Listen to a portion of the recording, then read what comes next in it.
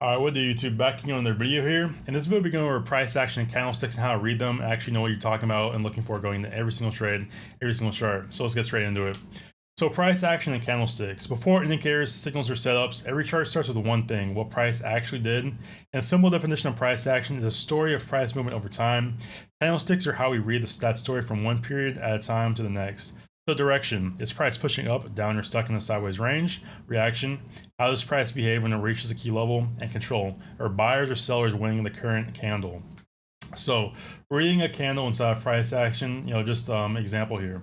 So you have the support level marked down here. You can see some candles bouncing off to the upside. You have some red candles, but ultimately you start pushing the upside into this resistance level marked up here. And you can see some red candles start forming, showing you that there's a reaction or the key level, a surprise action forming up there at the resistance level we marked out, making that key level that I marked out and making an area of interest for us to be watching moving into the future trade and the future days for the next reaction.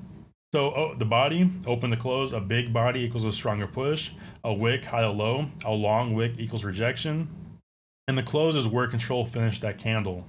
So again, don't memorize candles, just read the story behind it. A candle by itself is just data at the end of the day. The useful part is where it forms, what came before, and how price reacts after it closes. Step number one is where are we? Your support, your resistance breaking out, pulling back, or stuck in the middle of a range. Second step, what changed? Did buyers step in? Did sellers reject from that trade? Did momentum fade? Or did volume expand into the move? Again, my last video I posted here on YouTube, I broke down volume very extensively. So if you guys have more questions about that, be sure to watch that video. But volume gives you conviction behind the move and actually if buyers or sellers are active in the market. So that's a key thing to be looking for in regards to price action. Did volume expand in the move or did it start fading, showing there's a lack of interest or lack of conviction behind that move? And who closed in control?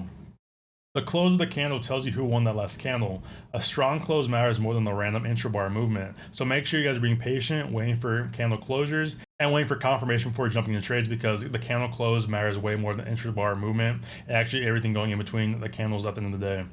So every candle gives you four prices if you guys aren't aware of this. The candle body shows the distance between the open and the close. The wick shows you how far price traveled before getting rejected or fading back down. Again, you guys probably see it, OHLC stands for open, high, low, close. So open obviously is where the candle started. The high is the highest price to reach during that candle. The low is the lowest price reached during the candle. And the close is where price finished and usually the most important part of the candle. A candle is not a signal by itself, but a candle becomes useful when it shows a reaction at a meaningful area. So be sure to keep that in mind. So again, if you have a green candle, that means you open at the bottom of the candle and closing the high of the candle. If you have a red candle, that means you open at the top and close towards the bottom of the candle. And you guys can see right here. You can see right here, high, that would be the wick of the candle right here. You can see the high, that's where the wick is in this candle right here. The close at the top of the candle for a green candle, open down here, push back up in this candle, came back up here for the wick, and close back down here. At some point in this candle, whatever time frame we're looking at, the candle pushed back down towards this low and made a lower wick. And same thing for the downside or for a red candle. You opened up at highs right here. At some point, price was up here, but came back down to this low right here, and pushed you back up to close right here on a red candle.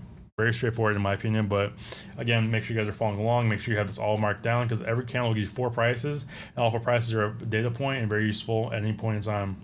So again, what the candle is trying to tell you, you don't need 50 candle names, you don't need bearish, engulfing candle, inverted baby candle. Just start with the very simple visual cues, the body size, wick size, and close location. So for example right here, a strong body, a large body, and a small wick. That means that price was moving with a control and closing the extreme. Momentum and a clean close. That means in a green candle example that buyers control this whole candle and there's really no signs of rejection on this candle just for a small amount compared to the body of the candle. A rejection wick, a long wick, smaller body, but price tried to push an area but got rejected.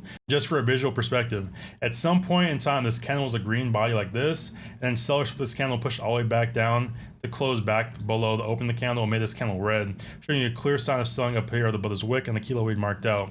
An upper wick means seller stepped in, or a lower wick means buyer stepped in.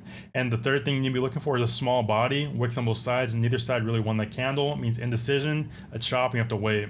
A small body means no clean control, and no side, no buyers or sellers are actually in control of the market. And typically the volume will be pretty low as well, showing there's indecision in the market and just waiting for the next move higher or lower. So support is not magic, reactions matter. A level only matters if price actually responds with a kilo we had marked out. In this example, sellers push price into support, but the candle leaves a lower wick and closes back below that level.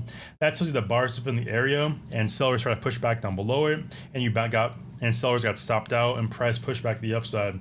The question is not is the support. The better question is how did price react when it got there. Again, instead of option swaps, are always talking about waiting for a reaction instead of predicting the price action. If you can react to what market's giving you and price is giving you, you're gonna be a much better trader than the person you trust to predict. And guess what's gonna happen. So again, from this example right here, you can see price was pushing back down to the downside, lower wick right here, and you got pushed back to the upside. Again, on top of the support level, key level we marked out, you started pushing back to the upside, showing you a strong support reaction, and the wicks down here, right here, and right here. Showed that buyers are active in the market at the support level and push you back to the upside just based on price action cues and tells. Breakouts need more than one green candle. Example, break and retest. A breakout is price pushing through a key level, but not every push is a clean push. You want to see price break, close above the level, and ideally hold the area on a retest. Again, the BRB or break, retest, bounce. Break, price pushes to that level. The close, the candle finishes above the level, not just wicks through it. And retest, old resistance starts acting like support. Again, in this example, you push back up right here, retest on support right here, and start pushing back to the upside for a break and retest to the upside. A very simple strategy we talk about inside options for confirmation, continuation to the upside, or downside for the support, turn resistance in that case for downside. A filled breakout. A wick through a level is not the same as acceptance. This is why chasing the first candle through a level can be dangerous if price breaks out but immediately closes back below a level. That's rejection, not confirmation. Clean price action usually holds that area if it breaks, and weak price action pops through, fails, and falls back in the prior range. Again, you're pushing up here on whatever stock you're looking at, you get these big wicks start forming, you start seeing a big push back to the downside, showing a failed breakout where buyers got trapped, or liquidity sweep, etc. Where you start trying to push back up, and sellers instantly stepped in the market, trapping buyers up there, and you get a failed breakout or a bear or bull trap in this example. So again, that really breaks everything down regarding price action at a very simple level. The simple price action checklist you want to be looking for going to every single chart every single day. When you look at any chart, just slow down, ask these questions before thinking about entries or exits. Where is price? Is price at support, resistance, or a breakout level, a prior high, prior low, or in the middle of nowhere? Number two, what is the candle saying? Is it a strong close, rejection wick, indecision, or failed breakout like we talked about? Make sure you understand what the candles are actually telling you and the meaning behind every single candle on the chart and where it's reacting to it. If it's at key level, support, resistance, prior to highs, make sure the level is significant and it's not just in the middle of nowhere, just stuck in a range, because those candles are kind of irrelevant. Number three, who is in control? Are buyers defending and closing strong, or are sellers rejecting every single push with big wicks to the upside on the top of the candles? Who's in control of the candle? Make sure you have that in mind before entering every single trade. Number four, what needs to happen next? Break and hold, reject and fade, or a pullback and support, or you're going to stay away because price is stuck in a box and it's stuck in a shop and you don't want to get stuck in a trap. Again, what needs to happen next? Very straightforward questions you may ask yourself every single trade.